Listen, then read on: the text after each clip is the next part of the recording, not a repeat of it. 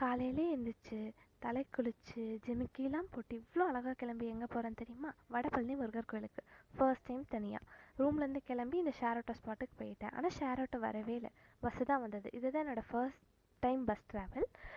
So எங்கே போய் stop பண்ணுவாங்கன்னு தெரியாமல் மேப் போட்டு போய் ஒரு இடத்துல இறக்கி விட்டாங்க. அங்கேருந்து ஸ்டேஷனுக்கு ஒரு 500-600 மீட்டர்ஸ் நடக்கணும். அப்படியே நடந்து போயிட்டே இருந்தேன், வருமானு.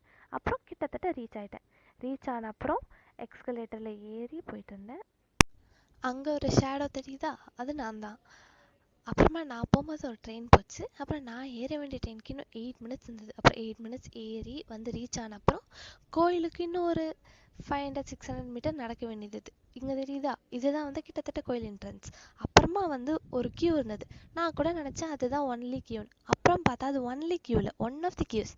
அப்படியே சுற்றி சுற்றி சுற்றி சுற்றி ஃபுல் கியூஸாக இருந்தது. செம்ம கூட்டம். அதுவும் அன்னைக்குன்னு பார்த்து ஒரு மினிஸ்டர்லாம் வேறு வந்திருந்தாங்க. அங்கே பார்த்தீங்களா, இதுக்கு முன்னாடி ஒரு கிளிப் இருந்ததில்ல, அது வந்து ஒரு அங்கிள் சாமி ஆடினார். அப்புறமா சைடில் அழகாக சோன் பப்படி, இந்த மாதிரி பொம்மை, பஞ்சு மிட்டாய் எல்லாம் வித்துட்டு இருந்தாங்க.